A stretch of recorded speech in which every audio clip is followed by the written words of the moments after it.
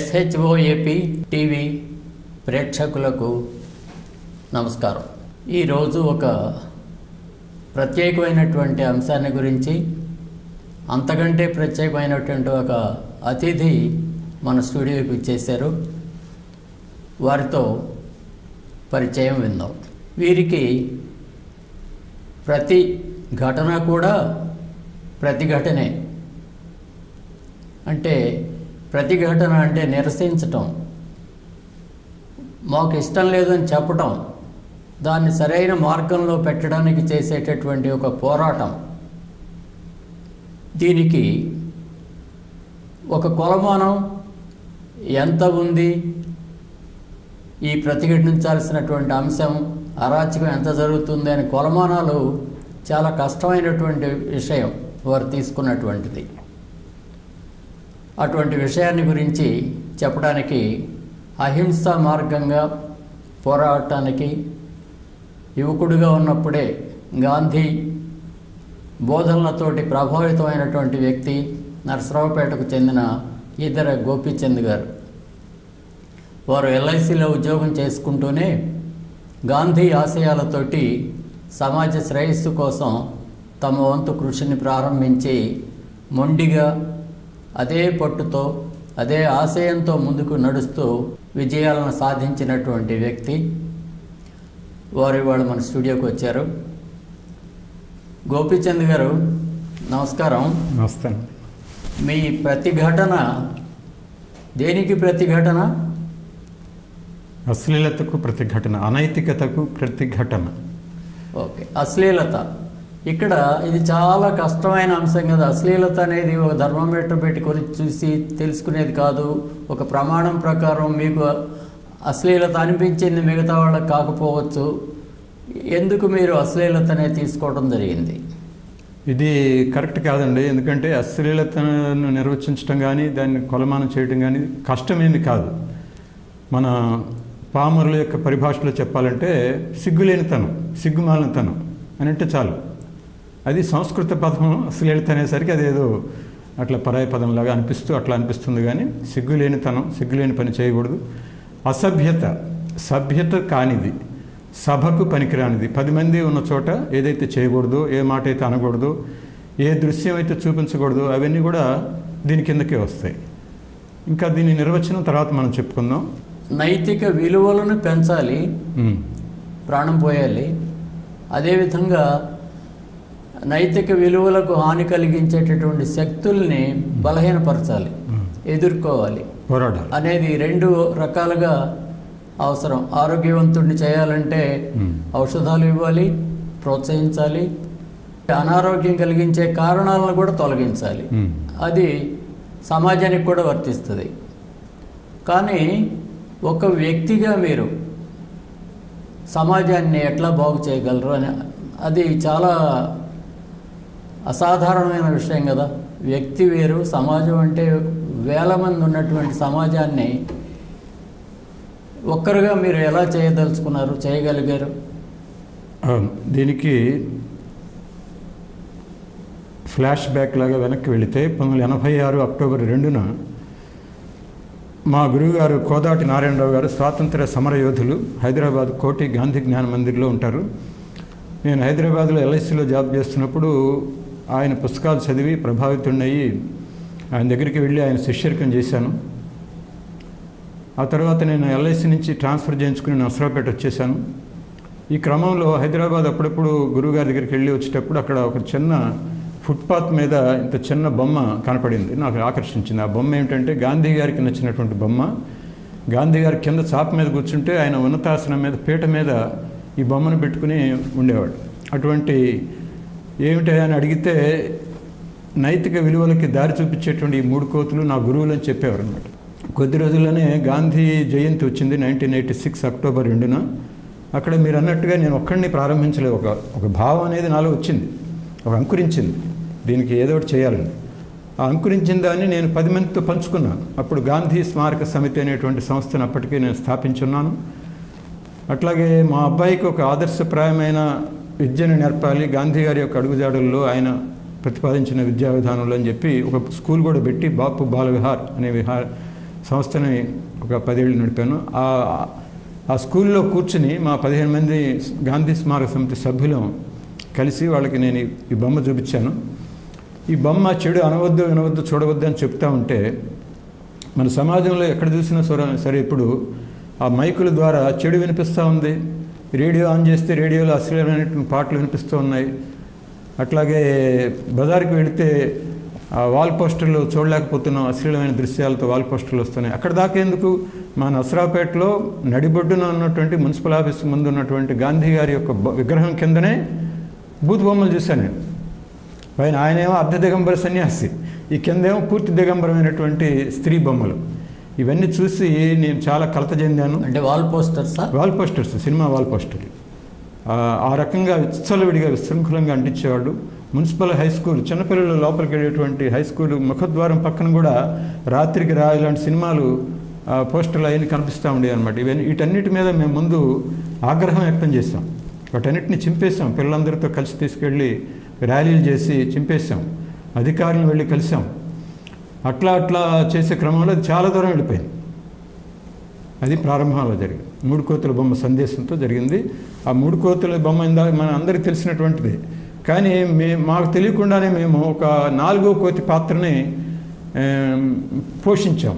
ఆ 4వ కోతే చెడుతో పోరాడేటటువంటి కోతి. ఓకే, ఈ చిన్న విగ్రహం మనం చూస్తూ ఉంటాం ఫోటో. ఒక కోతి చెవులు మూసుకొని ఉంటుంది, చెడు వినవద్దు. ఇంకొక కోతి నోరు మూసుకొని ఉంటుంది, చెడును మాట్లాడవద్దు.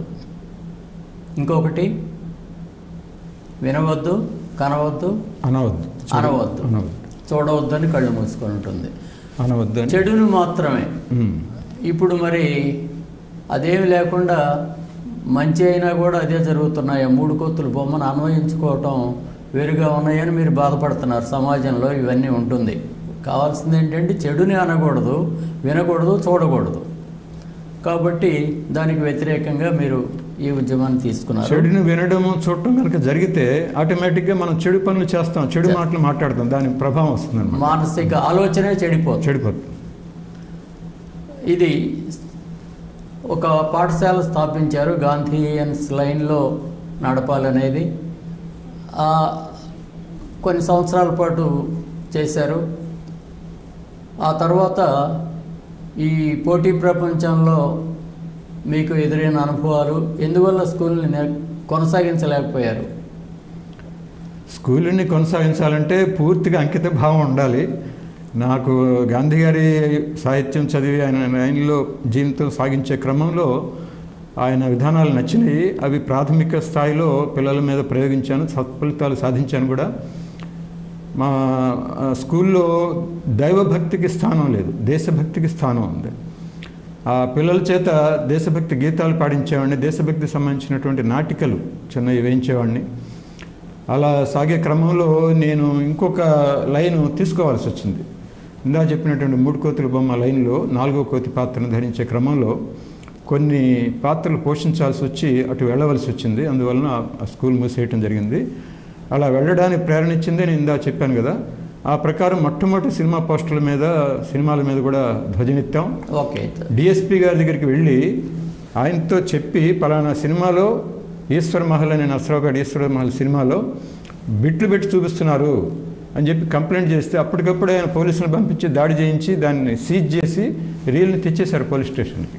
అంత డ్రాస్టిక్గా ఇమ్మీడియట్గా కొన్ని ప్రతిస్పందనలు కూడా వచ్చినాయి అన్నమాట. అశ్లీల పత్రికల మీద కూడా దాడి చేశారు, బుక్ స్టాల్స్ మీద, వాటిని కూడా తీసుకొచ్చి కేసులు పెట్టారు.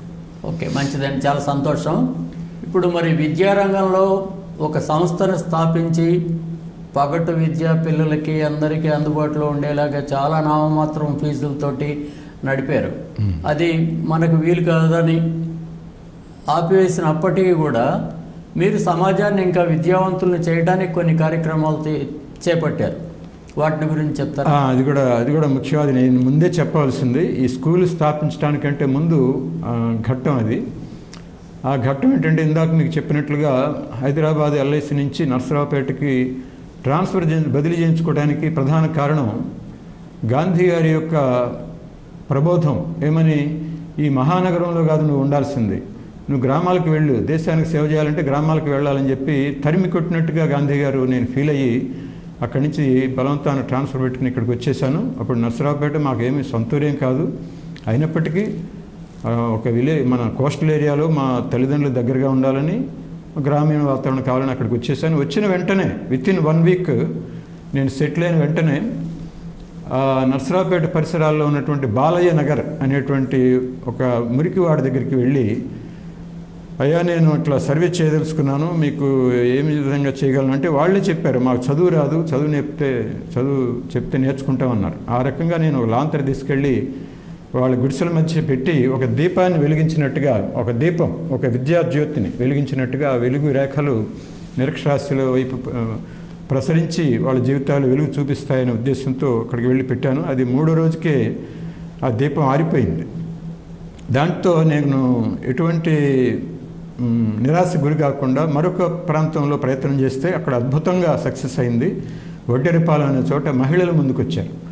వాళ్ళు రాత్రిపూట కాకుండా పగలపూట మాకు 11-12ంటికి అయిపోతాయి పనులు, ఆ టైంలో అయితే మేము నేర్చుకుంటామని ముందుకు వస్తే నేను చాలా సంతోషించి ఆ టైంలో నేను వెళ్ళి ఎల్ఐసి ఆఫీసులో మధ్యాహ్నం లంచ్ టైంలో అక్కడికి వెళ్ళి ఒక అరగంట చెప్పి వస్తూ ఉండేవాడిని. అది బ్రహ్మాండంగా సక్సెస్ అయ్యి, ఎంత సక్సెస్ అయిందంటే ఆ విద్య జ్యోతి యొక్క వెలుగులో వాళ్ళ పరిసరాలే మారిపోయినాయి. మురుక్కాలలో మురుగు లేకుండా విచ్చలవిడిగా ఉండే పందులు దొరలాడేటువంటివి, వీళ్ళు కూడా పక్కనే వెళ్ళి మూత్ర విసర్జన మల విసర్జన చేస్తుండేవాళ్ళు. ముళ్ళ పొదలు, ఇట్లా దారుణంగా ఉన్న పరిస్థితులు మున్సిపల్ కమిషనర్ దృష్టికి వీళ్ళందరినీ తీసుకువెళ్ళి వాళ్ళకు ఒక పక్కన అక్షరాస్యత నేర్పుతూ, చదువులు ఇది నేర్పుతూ సాంఘిక చైతన్యాన్ని తీసుకొచ్చాము. అప్పుడు జాతీయ వయోజన విద్యా కార్యక్రమంలో అది ఒకటి అనమాట, సాంఘిక చైతన్యం తీసుకురావాలి విద్య అనేది. అది తీసుకొచ్చాము, మేము కళ్ళారా చేసి చూపించాం. ఆయన కమిషనర్ వెంటనే వచ్చేసి, మేము ఇక్కడికి వచ్చేలోపే ఆయన ఇక్కడికి స్పాట్కి వచ్చేసాడు. ఆ మున్సిపల్ ఆఫీస్ నుంచి మేము వచ్చేలోపే ఆయనంత స్పీడ్గా రియాక్ట్ అయ్యాడు. మోటార్ సైకిల్ వేసుకొచ్చాడు. అప్పుడే వచ్చి ఆయన్ని పరిశీలించాడు. ఒక మున్సిపల్ ట్యాప్ కూడా కావాలి, మాకు చాలా ఇబ్బందిగా ఉందంటే ఆ ట్యాప్ శాంక్షన్ చేశారు. మురికాలువలకి కట్టారు, తుప్పలు ఇవన్నీ కూడా తీసేశారు, ఒక కల్వర్ట్ కూడా వేశారు. ఇట్లా అద్భుతమైనటువంటి కృషి ఒక 4-5 నెలల్లోనే అక్కడ స్థాపించిన 4-5 నెలల్లోనే జరిగింది. ఆ తర్వాత ఇంకా గ్రామాలకి కూడా నేను విస్తరించాను. ఈ అనుభవంతో ఒక మిత్రుని యొక్క పేరు చెప్పాలంటే మీరే ఆ మిత్రులు, పెద్ద సాంబశివరావు గారు, ఆయన యొక్క సలహాతో నేను దాని ఒక చదువు అనేటువంటి ఒక పత్రికని స్థాపించడం జరిగింది. దాంట్లో నేను రచించినటువంటి పాఠాలు సీరియల్గా వేస్తూ వచ్చాను. ఆ తర్వాత అది రొట్టె విరిగి నేతలు పడ్డట్టుగా అప్పటి వయోజన విద్య రాష్ట్ర వయోజన విద్యాశాఖ డైరెక్టర్ గోపాలకృష్ణ గారి దృష్టిలో పడింది. ఆయన వెంటనే ఇది చాలా బాగుంది, ఈ పత్రికను అందరూ తీసుకోండి అని చెప్పి రాష్ట్రంలో ప్రతి 3 జిల్లాలకు ఒక జిల్లాలో ఈ వయోజన విద్యా ప్రాజెక్టు ముందుగా ప్రారంభమైంది. ఆ తర్వాత అన్ని జిల్లాలకి విస్తరించింది క్రమంగా. అట్లా మాకు 3-4 వేలు సర్క్యులేషన్ వచ్చేటట్టుగా అనేక జిల్లాల నుంచి 300, 150 చొప్పున ఆర్డర్స్, బల్క్ ఆర్డర్స్ వచ్చాయన్నమాట. అది దాంతో నేను 8 సంవత్సరాల పాటు ఈ పత్రికను దిగ్విజయంగా నడిపాను. ముందు చదువు అని ప్రారంభించి చదువుకుందాం అనే రిజిస్ట్రేషన్ చేయించాను. కృషి చేస్తే విజయం తప్పకుండా వస్తుంది. కాకపోతే కొంచెం ఎన్ని అవాంతరాలు వచ్చినా మొదటి రోజు దీపం ఆరిపోయిందని 3వ రోజుకే దాన్ని వదిలేయకుండా మళ్ళీ మీరు పట్టుదలతోటి ముందుకు సాగటం వలన ఇది ఒక రాష్ట్రంలోనే అందరికీ ఆదర్శం అయ్యేలాగా, ఒక కార్యకర్తగా మామూలు ఏమీ వనరులు లేకపోయినా మానసిక బలంతో మీరు ఇలా ముందుకు వచ్చి చేశారని చెప్పారు. ఇంకొక విషయం కూడా మీరు చేసింది చెప్తుంటే విన్నాను. ఒక వయోజన విద్యా కేంద్రానికి లింగంగుంటలోకి వెళ్ళి వాళ్ళకి అప్పుడు టేప్ రికార్డర్ అంటే చాలామందికి తెలియదు, చదువు వచ్చిన వాళ్ళకు కూడా కొత్తగా వస్తున్నటువంటి పరికరం అది. వాళ్ళని తీసుకెళ్ళి ఆ చెట్టు కింద కూర్చోబెట్టి, ఇదిగో ఇది ఒక యంత్రం, మీరు మాట్లాడినటువంటి ధ్వని అంతా ఇందులో రికార్డ్ అవుతుంది, మాట్లాడండి అని వాళ్ళ మాటలను వాళ్ళకు వినిపించి చేసినటువంటి సంఘటనలు కూడా ఉన్నాయని విన్నాను నేను. ఇలా ఒక్కొక్క చోట ఒక రకంగా ఆ స్థానిక అవసరాలకు సరిపోయేటటువంటి మార్పులు చేసుకుంటూ దిగారు. బాగుంది. పోతే అక్కడి నుంచి మీ దృష్టిని మరల్చినటువంటి సంఘటనలు ఏంటి? కోటపోకొండ ప్రభావాలు ఇట్లాంటివి ఏమైనా ఉన్నాయా? కరెక్ట్, అవన్నీ కూడా చెప్తాను. ఇందాక చెప్పిన వయోజన విద్యాదానికి ఒక చిన్న ఎడిషన్ చేర్చి ఆ టాపిక్ వస్తాను. నేను ఈ ఎన్నేళ్లుగా 15 ఏళ్ళుగా చేసినటువంటి వయోజన విద్యారంగ కృషి ఎంత తర్వాత ఉపయోగపడింది అంటే ఈ అనుభవము 1995 ప్రాంతంలో జాతీయ వయోజన విద్యా కార్యక్రమం వల్ల జాతీయ అక్షరాస్యతంగా కార్యక్రమంగా మారింది, నేషనల్ లిటరసీ మిషన్ అనేదాన్ని. ఆ మారినప్పుడు ప్రతి జిల్లాకి వచ్చేసిన ఈ ప్రాజెక్ట్స్, ప్రతి జిల్లా కూడా పూర్తిగా అక్షరాస్యత జిల్లా అయ్యేటట్టుగా ఒక ప్రోగ్రాం తీసుకోవటం. అప్పుడు ఆ క్రమంలో ఉమామహేశ్వరరావు గారు కలెక్టర్గా వచ్చారు గుంటూరు జిల్లాకి. అప్పుడు ఒక జీవో ఏముందంటే, ఎవరైనా సరే సమాజంలో ఏ రంగంలో ఏ ఉద్యోగంలో ఎక్కడున్నా సరే ఈ రంగంలో కృషి చేసిన వాళ్ళు ఎవరైనా ఉంటే మీరు లాగేసుకోండి అని చెప్పి కలెక్టర్ గారికి పైనుంచి ఢిల్లీ ప్రభుత్వం నుంచి ఉత్తర్వులు ఉన్నాయి, కేంద్ర ప్రభుత్వం నుంచి. దాంతో ఆ విషయం తెలుసుకుని నేను ఇట్లా బ్రహ్మాండమైన కృషి చేశానండి, నాకు అవకాశం ఇస్తే ఇప్పించండి అని అడిగితే ఆయన వెంటనే ఆర్డర్ ఇచ్చారు. ఇక్కడ ఎల్ఐసి వాళ్ళు యాక్సెప్టెన్స్ తీసుకోవాలి. మరి వాళ్ళు ఉత్తరాలు రాసాం, కరస్పాండెన్స్ జరుగుతుంది కానీ ఎంతసేపటి రావట్లా. కలెక్టర్ గారు ఏమన్నా వచ్చేసాయి నేను చూసుకుంటా అన్నారు. నేను ఇక్కడ వెళ్ళిపోతున్నానని చెప్పి ఆఫీసులో లెటర్ ఇచ్చేసి వెళ్ళిపోయాను, నన్ను రిలీవ్ చేయకుండానే. అది కొంత దుస్సాహసం ఇది. ఆ తర్వాత దాని ఫలితం నాకు అనుభవించేటట్టుగా చేశారు మా మేనేజ్మెంట్. దానికి నేనే చింతించడం లేదు. ఆ రకంగా జాతీయ అక్షరాస్యత కార్యక్రమంలో కూడా సంవత్సరం పాటు పనిచేశాను. జీప్ ఇచ్చారు నాకు, 4 మండలాలు, ఒక మున్సిపాలిటీ 3 మండలాలకి నేను ఆఫీసర్గా నన్ను అలాట్ చేశారనమాట. అవన్నీ కూడా తిరుగుతూ గ్రామాలు రైతులపూట జీప్ వేసుకుని లేదా బస్సుల్లో వెళ్ళి అవన్నీ తిరుగుతూ ఆ వయోజన విద్య పెద్దవాళ్ళకి ఇలా చదువు చెప్పాలి అలా చదువు చెప్పాలి మెళకువలైన చెప్తూ కల్చరల్ యాక్టివిటీస్ రకరకాలుగా డ్రామాలు ఇలాంటివి చేస్తూ బ్రహ్మాండంగా ఆ కృషి చేశాను. నా జీవితంలో ఒక మధుర ఘట్టం అనమాట. చాలా అభినందనలు అండి. శ్రమించి పనిచేసినందుకు ఫలితాన్ని కూడా మీరు అనుభవించారు. తర్వాత సమాజంలో ఒక్కొక్కసారి కొన్ని విప్లవాలు వేరే కార్యకర్తలు తీసుకుంటారు. ఉదాహరణకి సారా వ్యతిరేక ఉద్యమం ఒకటి వచ్చింది. ఆ ఉద్యమంలో కూడా మీరు వాళ్ళకి ఏమైనా సహకారం చేసేవాళ్ళు. మీకు ప్రధాన ఆశయం అది కాకపోవచ్చు, అయినప్పటికీ ఇంకొక మంచి ఆశయంతో సమాజంలో జరిగేటటువంటి కార్యక్రమాలకు కూడా మీరు ఏదైనా చేయూత ఇచ్చేవాళ్ళ? అవునండి. అన్ని సమాజానికి మేలు చేకూర్చే ప్రతి కార్యక్రమంలో నా పాత్ర ఉండేది. నేనంతటి నేను ప్రారంభించకపోవచ్చు, ఇతరులు ప్రారంభించిన దానికి దాంట్లో కూడా చేరి నా వంతు దోహదం నేను చేసేవాళ్ళని. అట్లాగే వాళ్ళు కూడా నేను చేసేదానికి వచ్చేవాళ్ళు. ఆ రకంగా నర్సరావుపేటలో మేము ఈ అశ్లీలత ప్రతిఘటన ఉద్యమం ప్రారంభించినప్పుడు 8 సంఘాలు మాతో కలిసి వచ్చినాయి. మొట్టమొదటి ప్రారంభించినప్పుడు 8 సంఘాలు కలిసి వచ్చినాయి. ఈ 8 సంఘాల యొక్క తోడ్పాటుతోనే అనేక మంది మాకు యువకులు ఉన్నారు. నేను ఇవాళ ఆవిష్కరించబోయే పుస్తకంలో ఫస్ట్ పేజీలోనే ఆ బొమ్మ ఫోటో ఇచ్చానమాట. మాకున్న పెద్దవాళ్ళు మార్గదర్శులు ఎవరంటే మా నాన్నగారితో పాటుగా అనేక మంది గాంధీవాదులు, ముఖ్యంగా వావిలాల గోపాలకృష్ణయ్య గారు, తూమాటి దోణప్ప గారు అనుకుంటాను, ఆయన లోపల ఉన్న గంగప్ప గారు తెలుగు శాఖ అధ్యక్షులు. వారు కూడా ఆ రోజు కార్యక్రమానికి వచ్చారు. యూత్ వెనకాల ఉన్నాం అనమాట. మేమందరం యూత్గా ఉన్నప్పుడు ఈ యొక్క పోరాటం జరిగింది. అలా మేము సినిమాల మీద పోస్టర్ల మీద ప్రారంభించడమే కాకుండా దాని ముందు ఎన్టీ రామారావు గారు వచ్చినప్పుడు ఆయన తెలుగు వారిని వాహిని అని పేరు పెట్టాడు. ఆయన అనేక కార్యక్రమాలకి తెలుగు పేరు పెట్టి ఇది కూడా కలిపాడు. మాకు చాలా ఆగ్రహం కలిగింది. అసలు చేసేదే తప్పు పని, గాంధీ గారి సిద్ధాంతానికి వ్యతిరేకం, మద్య నిషేధాన్ని విధించాల్సింది పోయి తెలుగు వారిని వాహిని అని చెప్పి వరదలా ప్రారంభిస్తే ఎట్లా అని దాన్ని ఎన్టీ రామారావుని విమర్శిస్తూ మీరు వెంటనే సంపూర్ణ మద్య నిషేధానికి విధించండి గాంధీ గారి అడుగుజాడల్లో అని, ఈ తెలుగు వారిని వాహిని కరెక్ట్ కాదని చెప్పి రద్దు చేయండి అని చెప్పి కూడా నేను లెటర్ రాశాను. లెటర్ రాయటమే కాకుండా అప్పుడు వావిలాల్ గారు కూడా ఇలాంటి ఉద్యమాలు చేసేవాళ్ళు కనుక దాంతో కలిసి నర్సరావుపేటలో సారా షాపులు ఇవన్నీ కూడా మూసేయాలని చెప్పి అప్పుడు దోబగుంట రోసమ్మ 1991 అండి అది. ఆ రోసమ్మ నెల్లూరు జిల్లా నుంచి ప్రారంభమైనప్పుడు ఆ ఉద్యమాన్ని మొట్టమొదటి అందుకున్నది నర్సరావుపేటలో నేనే. ఆ తర్వాత డాక్టర్ ఉమామహేశ్వరరావు గారు, ఆయన పెద్ద దిక్కు, నేనేమో ఒక కార్యకర్తని. ఇట్లా మేమందరం కూడా మొట్టమొదట సారా ప్యాకెట్లని స్టేషన్ రోడ్లో బయటికి తీసుకొచ్చి దగ్ధం చేసింది కూడా మేమే. నర్సరావుపేటలో ఫస్ట్ అనమాట. ఒక మంచి కార్యక్రమం ఏదైనా సరే అట్లా చేస్తాం. ఓకే, చాలా సంతోషం అండి. ఇంకా ఎన్నో కార్యక్రమాలు ఉన్నాయి మీరు చేసిన వాటిని మాట్లాడుకోవడానికి. హాయిగా ఒకసారి అలా కోటప్పకొండ వైపు వెళ్ళి శివరాత్రి వస్తుంది కాబట్టి ఆ వేడుకలు చేసుకోవడానికి ప్రభల మీద ఒకసారి చూసొద్దామా? చూసి రావచ్చు, మంచిదే. కానీ మాకు అక్కడ కనపడింది ఏమిటంటే అందరూ తిరునాళ్ళకి వచ్చి సరదాగా ఎంజాయ్ చేసి వెళ్ళొచ్చు, తప్పలేదు.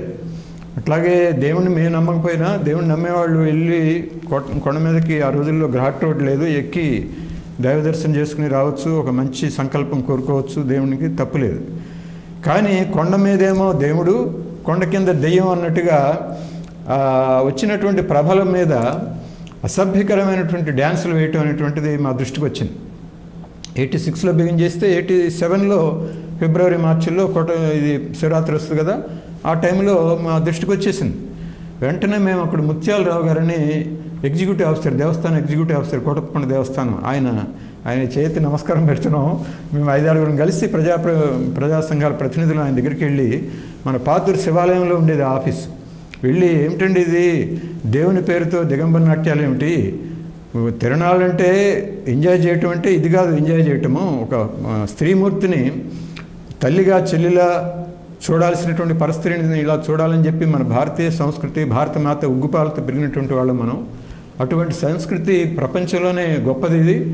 మరి అలాంటి సంస్కృతిని దిగజారుస్తూ తోటి స్త్రీని ఇట్లా బట్టలు ఉండేలేనట్లుగా బట్టలను ఒక్కోటి ఉపదేశిస్తూ చండాలపు పాటలకి, సినిమా పాటలు డ్యాన్సులు వేయించడం అనేటువంటిది చాలా దారుణం అండి. మీరు ఎలా సహిస్తున్నారు, ఇది మేము మాత్రం వ్యతిరేకిస్తున్నామని అంటే, అయ్యో దానిదేముంది, మీరు ఏం చేయాలో చెప్పండి అని అంటే, మేము మీ దేవస్థానం తరఫున దీన్ని నిషేధించామని చెప్పి ప్రకటన వెంటనే అడిగాం. వెంటనే ఆయన అప్పటికప్పుడు రాసిచ్చారు కాగితం మీద. ఇది ఇంకొకళ్ళు అయితే, ఈ రోజుల్లో అయితే మేము ఆ పై అధికారులు చెప్తామండి, మినిస్టర్ గారు చెప్తామండి, ఎమ్మెల్యే గారు చెప్తామండి, ఇలాంటి సాకులు చెప్పేవాడు.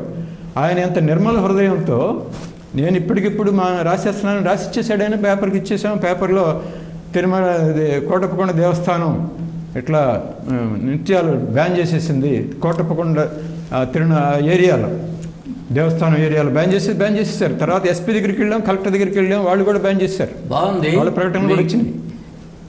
ఆలోచన బాగానే ఉంది, మీ ఉద్దేశం కూడా మంచిదే, దీనికి స్వార్థం ఏమీ లేదు, సమాజం మేలుకోరే చేశారు. కానీ సంవత్సరానికి ఒక్కసారి ఒక రోజు ప్రభ కోసం కట్టుకొని వేలు లక్షల రూపాయలు ఖర్చు పెట్టి నాట్యం అవన్నీ ఏర్పాటు చేస్తే, మరి ప్రజల దగ్గర నుంచి మీకు ప్రతిఘటనలు కానీ, తెల్లవారు అర్ధరాత్రి దాకా చేసి తర్వాత చేయటం కానీ, ఉల్లంఘించడం కానీ జరగటం లేదా? అంటే జరిగినాయి. డ్యాన్స్ పార్టీలకి నేను వ్యతిరేకం అయ్యాను. తర్వాత సినిమా పోస్టర్ల మీద పోరాడి సినిమాలు పోస్టర్లని చింపుతూ ఉంటే సినిమా థియేటర్ల వాళ్ళకి వ్యతిరేకం అయ్యాను. అట్లాగే సినిమాలే వద్దని అక్కడ బాక్సులు కూడా స్వాధీనం చేసుకుని లోపల తెచ్చినందుకు సినిమా ఇండస్ట్రీ వాళ్ళకి కూడా నేను విరోధిని అయ్యాను. ఓకే, మంచిది. ఆ క్రమంలో కొంతమంది నా మీద దాడులు చేయడానికి కూడా ప్రయత్నం చేశారు, దాడులు చేశారు. చేయి చేసుకోలేదు కానివ్వండి, నా కళ్ళజోడు ఇంత భూతద్దాల కళ్ళజోడు నాది, మైనస్ పవర్ 15, 18 అట్లా ఉండేది, ఇంత సోడాబుడ్డి అద్దాలు. రౌడీలు, గూండాలు గాంధీ నర్సరావుపేట గాంధీ మున్సిపల్ ఆఫీస్ ముందు గాంధీ గారే సాక్షిగా ఆ మున్సిపల్ ఆఫీస్లో నన్ను చుట్టుముట్టి, నువ్వు సినిమాలు వద్దంటావు, పోస్టర్లు వద్దంటావు,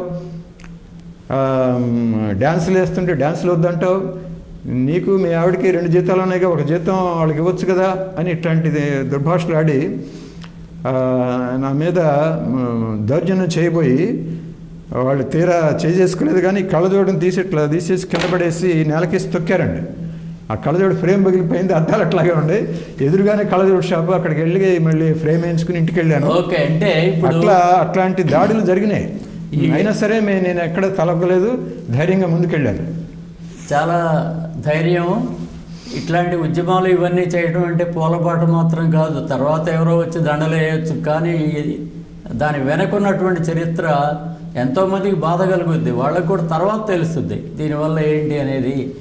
ఇలా ఓకే, చాలా మీ గురించి చెప్పాలంటే ఎన్నో ఒక పేజీల గ్రంథాలు రాయొచ్చు, కానీ ఇవాళ మనం సంక్షిప్తంగా ఒక్కొక్క పేజీని అలా తిరగేసుకుంటూ ముందుకెళ్దాం.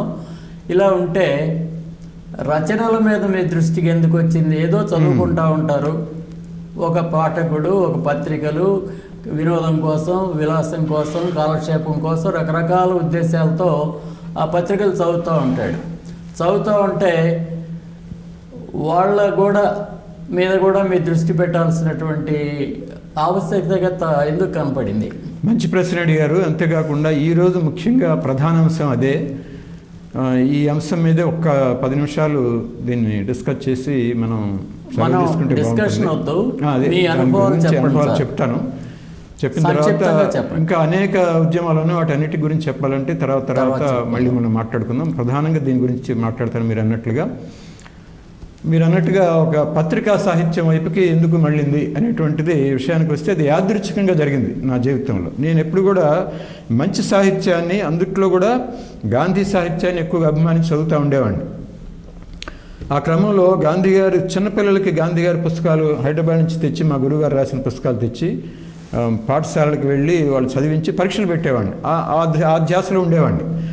అట్లాగే సినిమా పోస్టర్లు ఇవన్నీ చేసే క్రమంలో వాటి పోస్టర్లను ఫోటో తీసి, మామూలుగా చెప్తే సరిగ్గా వింటలేదు, ఇంకా ఎక్కువ మార్పు రావాలని చెప్పి కొన్ని ఫోటోలు తీసి నసరాపేటలో ఉన్నటువంటి ప్రసిద్ధ లాయరు కాంతారావు గారు, చేకూరి కాంతారావు గారు, ఆయన కూడా మన 2 ఏళ్ల క్రితం పరమపదించారు, వారికి నివాళి అర్పిస్తున్నాను. వారు దగ్గరికి వెళ్ళి, అంటే ఒక గాంధేయవాది ఒక కమ్యూనిస్టు యోధుడి దగ్గరికి వెళ్ళి అడిగారనమాట, ఏమండి ఈ రకంగా పోస్టర్లు వస్తున్నాయి, మేము చూడలేకపోతున్నాం, ఇది చట్టవిరుద్ధం కదా, కేసులు పెడతాను నేను, మీరు కాస్త సాయం చేయండి అని అంటే, సరే చేద్దాం కూర్చో అన్నాడు. అప్పుడు నా పక్కన ఉన్నటువంటి ఆయనతో పని ఉన్నటువంటి ఇంకో క్లయింట్ పక్కనే ఉండి, ఏదండి మీ పోస్టర్ చూపించడానికి చూపించారు. అది చూశాడు. ఏముందండి దీంట్లో, దీని తాతలు వస్తున్నాయి, మీరు బజారుకి వెళ్తే ఇట్లా పైకి తలెత్తి చూస్తేనే కనపడేది, లేదా గోడల మీద పక్కన చూస్తే కనపడతాయి, అక్కడ దాకా వెళ్ళే పని లేదు, మీరు ఇంటింటికి వస్తున్నాయి కదండి, ఇంతకంటే పెద్ద బూతు బొమ్మలు అని చెప్పి అన్నాడు ఆయన. నేను చాలా ఆశ్చర్యపోయి, అదేంటండి అలా అంటున్నారండి అని అమాయకులు అడిగాను. ఎందుకంటే నిజంగానే అమాయకుడు నేను. ఇంటింటికి రావడం అనేది నాకు ఆశ్చర్యం. ఏమిటండి అని అడిగితే ఆయన అసలు విషయం చెప్పాడు. ఉప్పందించాడు. మాకు ఒక పెద్ద ఉద్యమానికి ఒక అంకురార్పణ చేసేటువంటి ఉప్పందించాడు ఆయన. అది అంకురం లాంటిది అనమాట. ఆయన ఏమన్నాడంటే, ఆంధ్రజ్యోతి వీక్లీ లేటెస్ట్ చూడండి, 2-3 వారాల నుంచి చూడండి మీరు అన్నాడు. సరేనని చెప్పి అప్పుడే లైబ్రరీకి వెళ్ళి ముప్పాళ్ళ మధుసూదన్ రావు గారు, ఆయన కూడా అభ్యుదయ భారతి సంస్థ తరపున మా సంస్థలో ఉన్నాడు, ఆయన అడిగి ఆ పాత పత్రికలు తిరగేస్తే అసలు నా కళను నేనే నమ్మలేకపోయానండి. ఇంత దారుణమైనటువంటి బొమ్మ బహుశా ఏ పత్రికలోనూ వచ్చి ఉండదు. నేనైతే మిగతా పత్రికలు చూడాలి. అంత దారుణంగా దిగజారిపోయినటువంటి ఆంధ్రజ్యోతి ప్రమాణాలకి అది ఒక ఉదాహరణ అనమాట. 2 పేజీల నిడివిలో ఒక స్త్రీ బాత్రూంలో నేల మీద ఇట్లా కూర్చొని ఇట్లా ఉంటుంది. ఈ హీరో బాత్ టబ్లో చక్కగా ఆయన ఏం కనపడకుండా, తల ఒకటి కనపడుకుని స్త్రీని ఇట్లా వాటేసుకుని కూర్చున్నటువంటి దృశ్యం అనమాట ఇది. వెంటనే కాంతారావు గారి దగ్గరికి తీసుకెళ్ళి, మా పాఠకులకి కాంతారావు గారి దగ్గరికి తీసుకెళ్ళాను ఆ పుస్తకాన్ని. తీసుకెళ్ళి, ఇదిగోండి చాలా దారుణం నిజంగానే ఒక ఆయన చెప్పాడు, పోస్టర్ సంగతి తర్వాత చూద్దాం, ముందు దీని మీద ఏం చేద్దామో చెప్పండి అని చెప్పి ఆయన చూపించాను. ఒక 2 వారాలు చూద్దాం ఇంకా ఎట్లా సాగుతుందని చెప్పి ఆయన చదివాడు దాన్ని, నేను చదివాను. 2 వారాలు అట్లా తెచ్చి ఇద్దరం చదివాం. 3వ వారం వెళ్ళి, ఇదిగోనండి లేటెస్ట్ వీక్లీ అని చెప్పి 3వ వారం చూపించాను. ఆయన ఇట్లా చూసి ఇట్లా పుస్తకాన్ని, ఆ పేపర్ని నేలకేసి అట్ట కొట్టాయండి. అయిపోయింది దాని పని, భస్మం. ఆయన ఒక అంకురార్పణ జరిగిపోయింది ఒక ఉద్యమానికి. వెంటనే కేసు పెట్టేద్దాం, నేను రెడీ వాదించడానికి, నువ్వు రెడీ అయితే చెప్పు పిటిషనర్గా వేద్దాం కేసు అన్నాడు. ఓ బ్రహ్మాండంగానండి, నేను రెడీ అన్నాను. సిద్ధం అనమాట, సంసిద్ధం అన్నాం. నేను వెంటనే కేసు పెట్టారు. ఆ మామూలుగా అయితే క్రిమినల్ నోటీస్ ఇస్తారు ముందు, నోటీస్ కూడా ఇవ్వలేదు. అంత కోపం వచ్చింది మాకు స్త్రీమూర్తిని రంగా చూపించడం అనేది. అప్పుడు కోర్టులో వేసేసాము, సిఎఫ్ఆర్ అయింది, నంబర్ అయింది, నోటీసులు వెళ్ళిపోయింది, సమన్స్ వెళ్ళిపోయింది. 3 కోర్టులో హాజరయ్యారు. ఎవరెవరు? గుంటూరు శేషేంద్ర శర్మ, ఆయన సామాన్యుడు కాదు, మహాకవి, రచయిత, యుగ కవిగా పేరు పొందినటువంటి ఆయన. శ్రీశ్రీ తర్వాత అంత గొప్ప కవిత్వం రాశాడు. నేను ఇంత చూస్తే ఒక పిడికెడు మట్టే కావచ్చు, కలం ఎత్తితే నేను ఈ దేశపు జెండాకున్నంత గర్వం ఉంది, అంత పొగరుంది నాకు అనేటువంటి పవర్ఫుల్ దేశభక్తికి సంబంధించిన ఒక విప్లవానికి ప్రేరేపించేటువంటి ఆ రాసిన ఆయన ఏం చేశాడు? ఆ కవిత్వం సంగతి అట్టా ఉంచే, ఎందుకయ్యా ఎవరికి అర్థం కాదు, ఒక మంచి నవల రాయవయ్యా, మందు కొడుతూ చదువుకోవడానికి బాగా ఉండాలని చెప్పి ఒక ఆయన చెప్తే, పురాణ సుబ్రహ్మణ్య శర్మ అనే ఎడిటర్, ఆంధ్రజ్యోతి వీక్లీ ఎడిటర్ చెప్తే, దానికి ఆయన రెచ్చిపోయి ఈ మొట్టమొదటి నవల రాశాడు. దాని పేరు కామోత్సవ్. అది ఆంధ్రజ్యోతి వీక్లీలో వస్తుంది. దాని మీద వెళ్ళిపోయింది. ఆయన హాజరయ్యాడు. తర్వాత మేనేజింగ్ డైరెక్టర్ ఆంధ్రజ్యోతి జగదీష్ ప్రసాద్, కోనేరు జగదీష్ ప్రసాద్, ఒక ఎంపీ కుమారుడు ఆయన. 3వ ఆయన పురాణ సుబ్రహ్మణ్య శర్మ. వీళ్ళు ముగ్గురు కోర్టులో హాజరైతే మర్నాడు పేపర్లో ఉదయం పత్రికలో ఫస్ట్ వచ్చింది, తర్వాత మిగతా పేపర్లో వచ్చింది. నా మిత్రుడు, నా ప్రాణమిత్రుడు, దీంట్లో ఈ ఉద్యమంలో నాకు కుడి భుజం లాంటి మిత్రుడు సయ్యద్ నజీర్ అహ్మద్, అతను కూడా ఇక్కడ ప్రస్తావించాలి. ఆయన ఆ ఉదయంలో మెయిన్ పేజీలో సెంట్రల్ ఐటంలో వచ్చింది, శేషేంద్ర శర్మ కోర్టుకు హాజరు, పలానా దాని మీద కేసు పడింది అని చెప్పి. అట్లా సెన్సేషన్ అయిపోయింది అనమాట.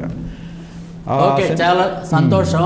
ఇక్కడ ఏంటంటే శేషేంద్ర శర్మ గారు చేసిన పొరపాటు మాత్రం మా ప్రేక్షకులకు మీరు వినిపించొద్దు, సూచనగా గ్రహిస్తే చాలు, అర్థమైపోయింది మాకు.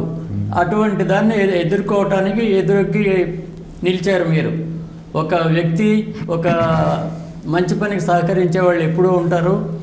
కామోత్సవం అనేటటువంటిది ఉత్సవం కాదు ఇది అని చెప్పి నిరూపించారు మీరు.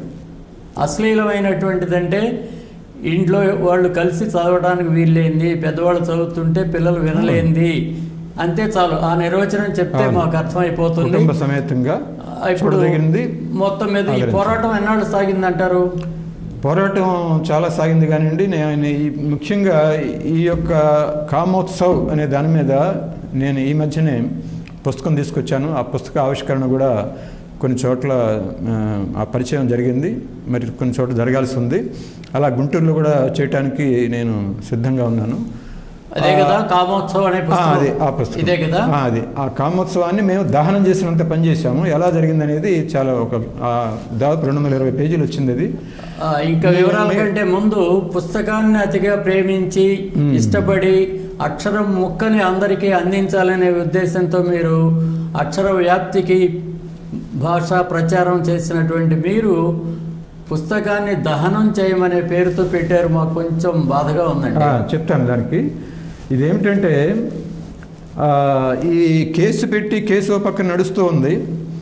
ఈలోపు ఈ సెన్సేషను మన ఉభయ రాష్ట్రాలు అంటే ఉమ్మడి రాష్ట్రంగా ఉన్నప్పుడు ఈ అన్ని ప్రాంతాల నుంచి మాకు అనేక అభినందన సందేశాలు వచ్చినాయి. మంచి పని చేశారు, చాలా అద్భుతం. అయితే శేషేంద్ర శర్మ ఒక్కడే కాదు, ఇంకా అనేక మంది ఇట్లా రాస్తున్నారు, అనేక పత్రికలు వస్తున్నాయి. కాబట్టి యునైటెడ్గా మనం ఫైట్ చేయాలి. ఇది సామ్రాజ్యవాద పెట్టుబడిదారు వ్యాపార సంస్కృతి. ఈ సంస్కృతి అన్నిటి మీద చేయాలి అంటే మనం ఒక ఐక్యం కావాలని చెప్పి ఒక ప్రతిపాదన కూడా వచ్చేసరికి నేను ఒక రాష్ట్రంలో నా మిత్రుడు చెన్ను శివప్రసాద్ PDSU నాయకుడు, అప్పుడు విద్యార్థి నాయకుడు, అతను నేను కలిసి జస్టిస్ ఆవుల సాంబశివరావు మొదలుకొని ఇంకా చాలా అనేక మంది పెద్ద పెద్ద వాళ్ళని వరవరరావు గారిని కూడా కలిసాం, మల్లా సుబ్బమ్మను కూడా కలిసాం. వీళ్ళందరినీ కూడా పెద్దవాళ్ళందరినీ కలిసి ఇట్లా ఒక దీనికి ఒక సంఘం ఏర్పాటు చేస్తున్నాము, మీరేమంటారని చెప్పి అభిప్రాయం అడిగి వాళ్ళందరి యొక్క అంగీకారంతో విజయవాడలో 1989 ఫిబ్రవరి 26న, అంటే ఈ సంవత్సరం ఇప్పుడు మన ప్రస్తుతం జరుగుతున్న ఫిబ్రవరి 26 అశ్లీలత ప్రతిఘటన దినోత్సవంగా మేము పాటిస్తాం అన్నమాట. అట్లా 10 ఏళ్ల తర్వాత అలా పాటించడం బిగిన్ అయింది. ఆ 26 తేదీన విజయవాడలో ప్రెస్ క్లబ్లో 16 సంఘాలు ఐక్యమయ్యి దీని మీద ఒక యునైటెడ్ ఫైట్ అంటే ఒక ఉమ్మడి పోరాటం, ఒక ఐక్య కార్యాచరణ పోరాటం చేద్దామని చెప్పి అందరూ తీర్మానించుకుని అక్కడి నుంచి ఇంకా అనేక ప్రోగ్రాములు అనేక అంశాల మీద మేము తీసుకున్నాం. తర్వాత తేనెటీగ తీసుకున్నాం, సినిమాను కూడా అడ్డుకున్నాం. ఆ తర్వాత మళ్ళీ సమరంపై యుద్ధం అనే పుస్తకం కూడా తెచ్చాను. సమరం రాస్తున్న సెక్స్ ముసుగులో రాస్తున్నటువంటి అసభ్యతల మీద కూడా ధ్వజమెత్తాం, అదొక పుస్తకం తెచ్చాం.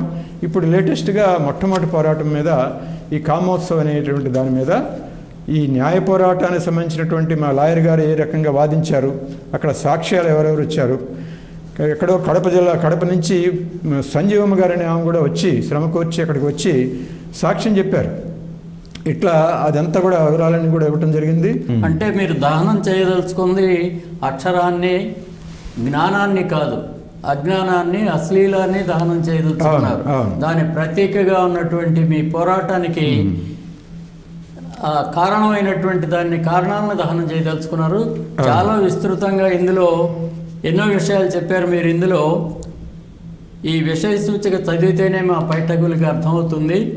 విష సాహిత్యం అన్నట్టుగా ఘటన ప్రతిఘటన అని ఇచ్చాను దాంట్లో. విష సాహిత్యంపై న్యాయ పోరాటం అనేది పూర్వరంగం, నైతిక ఉద్యమ ఆరంభం, న్యాయవాది చేకూరి కాంతారావు గారి పరిచయం, ఉద్యమ పత్రిక, నైతిక క్రాంతి ఆరంభం, కామోత్సవ్ గురించి, తర్వాత డిఫెన్స్ లాయర్, అవును, జొల్లగడ్డ సుబ్బారావు గారు, చేకూరి ప్రతాప్ గారు లిఖితపూర్వక వాదనలు, 30 ఆధారపత్రాలు, వాటివన్నీ కూడా వివరాలు ఇచ్చారు. ఇందులో అనేక సంఘాలని చెప్పాను కదా, వాళ్ళందరూ కూడా విమర్శలు గుప్పించారు. ఆ విమర్శలు అనేక పత్రికల్లో వచ్చిన. ఆ పత్రికల్లో మొట్టమొదటి ఏంటంటే విశాలాంధ్ర డైలీ ఆదివారం సంచికలో ఆయన ఆవంశ సోమసుందర్ గారు నిర్వహించారు. 3 నెలల పాటు అనేక మంది రచయితలు దుమ్మెత్తిపోశారన్నమాట. దాంట్లో చాలామంది రచయితలు ఏమన్నారంటే, ఇటువంటి విష సాహిత్యాన్ని, అశ్లీల సాహిత్యాన్ని, అనైతిక సాహిత్యాన్ని నడివీధుల్లో తగలబెట్టండి అని చెప్పి పిలిపించారు. అందుకని మేము దానం అనేటువంటి పేరు పెట్టడం జరిగిందనమాట. చాలా గొప్ప గొప్ప పేరు ప్రఖ్యాతులు సాధించిన వాళ్ళు ఉన్నారు. అవినీతి ఆరోపణలపై మేజిస్ట్రేట్ సరిగా తీర్మానం చెప్పకపోతే ఆ మేజిస్ట్రేట్ని కూడా సస్పెన్షన్ జరిగింది. మేజిస్ట్రేట్ కూడా సస్పెండ్ అయ్యింది. ఇది మనం తెలియాలి, జనం దృష్టికి రావాలి. అక్కడ ఏమైందంటే, కేసు పెట్టాం మేము, 3.5 ఏళ్ళు విచారణ జరిగింది. కేసులో ఓడిపోయాం. ఎందుకని అవతల వాళ్ళు కొట్టేశారు, జడ్జి గారు కొట్టేశారు.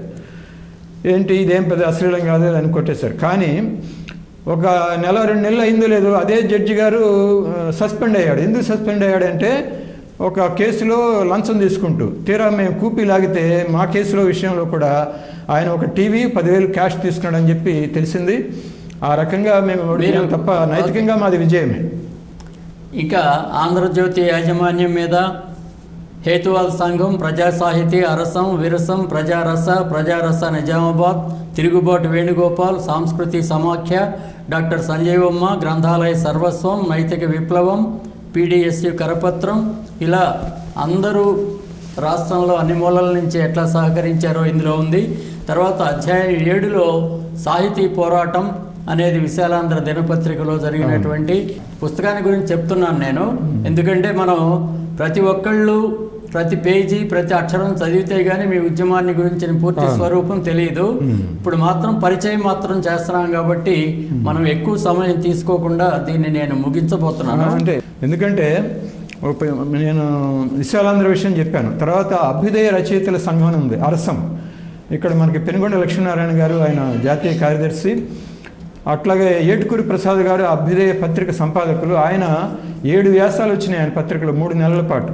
7 వ్యాసాలు. కొండవీటి సత్యవతి ఇలాంటి ఫైర్ బ్రాండ్ లేడీస్ కూడా ఆ రోజున చెప్పింది ఏంటంటే, ఇటువంటి విష సాహిత్యాన్ని నడివీధుల్లో తగలబెట్టండి అని.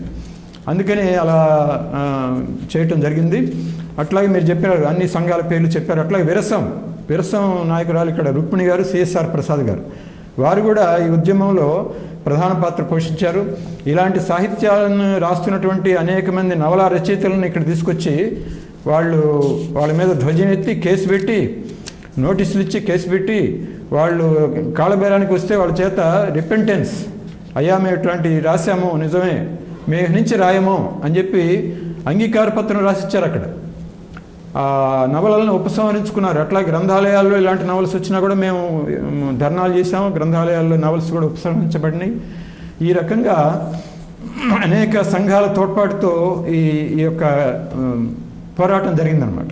సరే, ఇట్లా ఒక్కటి కాదు, అలా స్థాళీపులాకంగా ఒక విహంగ వీక్షణలాగా చూపించగలం. దీంట్లో మచ్చుకు ఒకటి మాత్రం చదువుతాను. ఆ రచయితని శేషేంద్ర శర్మ గారిని అంతగా అభిమానించేవాళ్ళు, అలాగే అంతగా ద్వేషించేవాళ్ళు కూడా నిర్మోహమాటంగా రాసినటువంటి ఉత్తరాలు ఉన్నాయి. ఒక ఆమె రాశారు, శేషేంద్ర గారు, నేను ఓ గృహిణిని. భర్త ఉద్యోగం చేస్తుంటే పిల్లల్ని చూసుకుంటూ కాలం గడుపుతున్నదాన్ని. అయితే చదువుకున్నదాన్ని. అప్పుడప్పుడు ఇంగ్లీష్ నవలలు, తరచూ తెలుగు వారపత్రికల్లో పడే సీరియల్స్ చదవటం హాబీ. ఇంట్లో తీరిగ్గా ఉన్న వేళల్లో ఆ మధ్య ఆంధ్రజ్యోతి వారపత్రికలో మీ రచన కామోత్సవ్ చదవటం తటస్థించింది. ఆంధ్రజ్యోతి మా ఇంటికి వచ్చే పత్రికల్లో ఒకటి. మా వారు కాస్త వామపక్ష భావాలున్న వ్యక్తి. బుద్ధిగా ఉద్యోగం చేసుకుంటూ ఈ భావాలను కూడా అభిమానించిన వారే.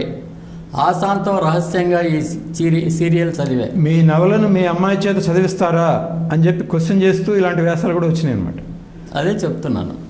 ఇలా నవలలో తాగుడు, తందనాలాడటం, ఆడదాన్నిగా నేను ఉచ్చరించదగని, రాయ వీల్లేని యువతీ యువకుల సంభోగాలు, అందులోనూ వైవాహితుల మధ్య, ఇవి తప్ప మరేమున్నాయి? అన్ని పేజీలది టూకీగా ఇలా చెప్పవచ్చని నిర్మోహమాటంగా ఎదురుగా ఉంటే పేడ కళ్ళాపి తీసుకొని వాడి ముఖాన్ని చదిలినట్టుగా అనిపించే ఫీలింగ్స్ ఈ తట్టుకొని ఉండరు. వాళ్ళు ప్రశంసలు వేళ్ళలో రావచ్చు, ఇది వాస్తవం వాళ్ళకి తెలుసు. ఇట్లా ప్రతిఘటించి ప్రముఖ సంఘానికి ఎదురుగా, సింహానికి ఎదురుగా నిలిచి పోరాడి గెలిచినటువంటి చిట్టెలకులాగా మీరు చాలా విజయాలు సాధించారు. ఇంకా చివరిగా నేను దీన్ని ముగిస్తూ చెప్పబోయేది ఏమిటంటే, ఈ యొక్క పోరాటం ఆంధ్రప్రదేశ్ సాంఘిక సాంస్కృతిక పోరాటాల రంగంలో ఒక ఉజ్వల ఘట్టం ఇది. నైతిక విలువలు అనేవి ప్రాణప్రదమైన వాటిని కాపాడుకోవాలి మనందరం. వాటి కోసం ప్రాణాలు తెగించైనా సరే పోరాడాలి. అట్లాంటి పోరాటం చేశాము. ఈ పోరాటం భావితరాలకి అందించాలనే ఉద్దేశంతోనే ప్రతి ఘట్టానికి ఒక పుస్తకం చొప్పున ఇప్పటికి 3 పుస్తకాలు వచ్చినాయి. ఇంకా దాదాపు 7-8 పుస్తకాలు వస్తాయి. మన పాఠక లోకం ముఖ్యంగా నైతిక విలువల్ని, మహిళా గౌరవాన్ని అభిమానించేవాళ్ళు, అట్లాగే నేరాలు ఘోరాలు నివారణ కావాలని కోరుకునే వాళ్ళందరూ కూడా ఈ సాహిత్యాన్ని, ఈ పుస్తకాలని ఆదరించి అభిమానించవలసిందిగా, ఈ ఉద్యమాన్ని ముందుకు తీసుకెళ్లడంలో పాలు పంచుకోవాల్సిందిగా నేను కోరుతూ మీ వద్ద సెలవు తీసుకుంటాం. చాలా ధన్యవాదాలు గోపీచంద్ గారు. మీ 40 సంవత్సరాల ఉద్యమంలో ఎన్నో ఒడిదుడుకులను ఎదుర్కొని అదే సందర్భంలో ఎన్నో విజయాలని చాలామంది చేయలేనటువంటి వాటిని సాధించారు. మీకు అభినందనలు, ధన్యవాదాలు.